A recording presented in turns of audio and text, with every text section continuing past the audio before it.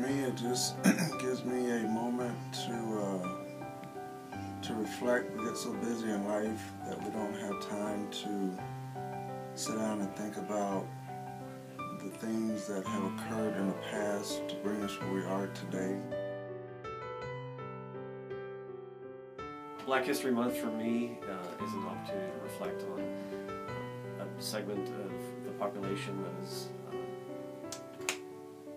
celebrated as part of our diversity as a nation. And Black History Month just gives me that opportunity, more so than other times, to reflect a little bit on where we've come as a nation, as a people.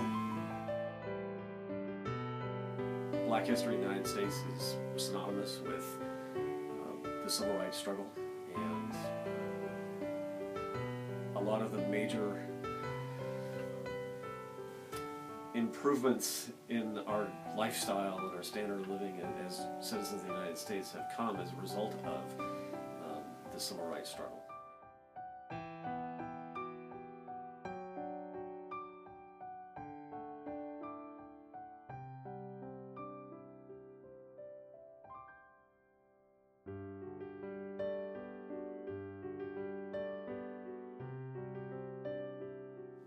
I just recently watched the movie Selma, and really,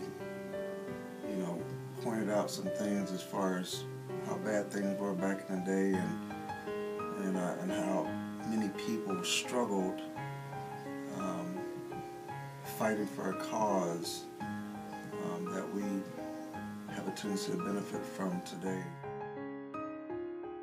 No one else in the whole wide world has the diversity that we have in our national makeup, and that is a strength, and it's a strength that we draw upon, and that will creates a synergy in our country that I think is incredible. And so Black History Month just gives me a time to always remember, to never forget the sacrifices that have been made to get the country, not just black or white or Hispanic or whatever nationality where we are today, but the entire country of where we are today, because people stood up for a reason, for the rights of people to get better, and Black History Month gives me that time to think about that more so than any other time throughout the year.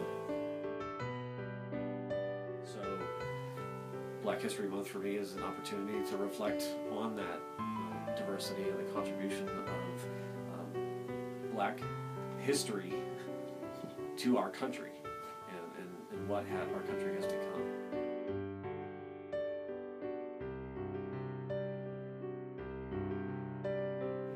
Black History Month is where we recognize the important contributions that African Americans have made and continue to make, not only to help shape our country, but for me as a military member, helping to shape the greatest military organization on earth, the United States Air Force.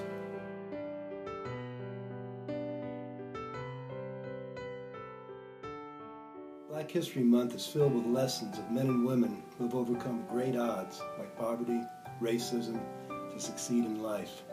Now, these are great lessons for anyone, regardless of race or origin.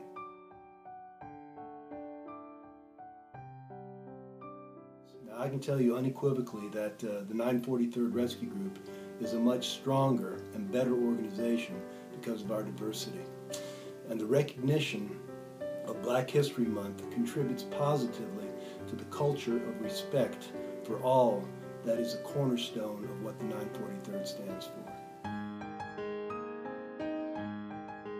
So in closing, as commander of the 943rd Rescue Group, I would ask all group members to use Black History Month to reflect on the important and vast contributions that African Americans have made, not only in our military, but throughout history.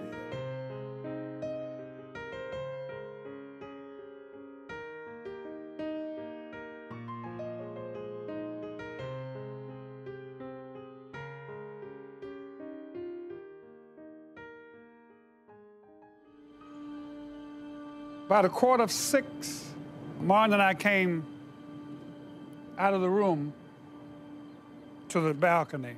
And there were a lot of people in the courtyard. So he was saying hello to different people. And he saw Jesse. And he said, "Jesse, you're not dressed for dinner." And Jesse said, "I don't need a shirt and tie. All I need is an appetite, and I have that." He said, "Don't take that band to Kyle's house." He said, "I'm not taking the band, but I want you to meet the band leader. He's from Memphis, Ben Branch." He said, "Well, bring him on over here. Let me meet him." So they started walking from there to the balcony. Martin stood here, and I stood right next to him.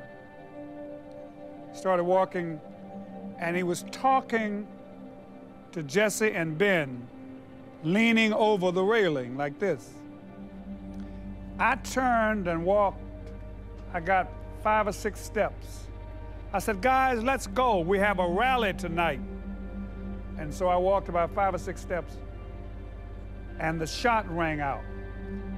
Kapaya!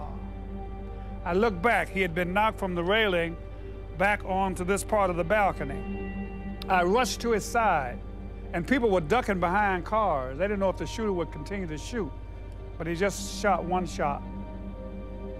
And it knocked him back onto the floor.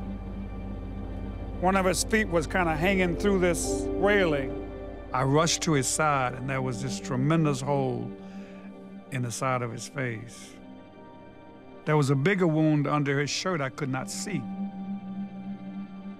But blood, it was just so much blood. The bullet's called a dum-dum. As it goes through the barrel of the gun, it heats up and it doesn't come out straight. It mushrooms, and it tore all of his chest out, severed his spinal cord. And so my witness must be true. Martin Luther King Jr. didn't die in some foolish way. He didn't overdose. He wasn't shot by a jealous lover. He wasn't shot leaving the scene of a crime. He was a man with an earned PhD degree at 28, a Nobel Peace Prize, the youngest to get one at that time, 34, oratorical skills off the charts, all the things he could have been, UN ambassador, university president, mega churches all over America and the world. But here he is with all of these skills, dying on a balcony in Memphis, Tennessee, helping garbage workers. F.L. King had to die for 1,300 sanitation workers to get a 10-cent raise. It's a terrible price to pay.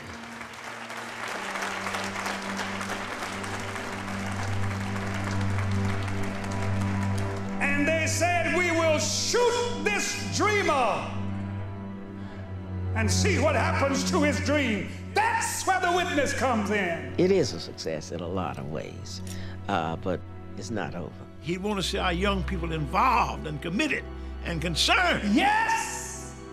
You can kill the dreamer. So they can be judged by the content of their character, not the color of their skin. Absolutely you can kill the dreamer, but you cannot.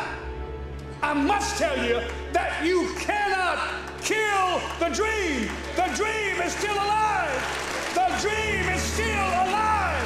The dream is still alive. Hallelujah.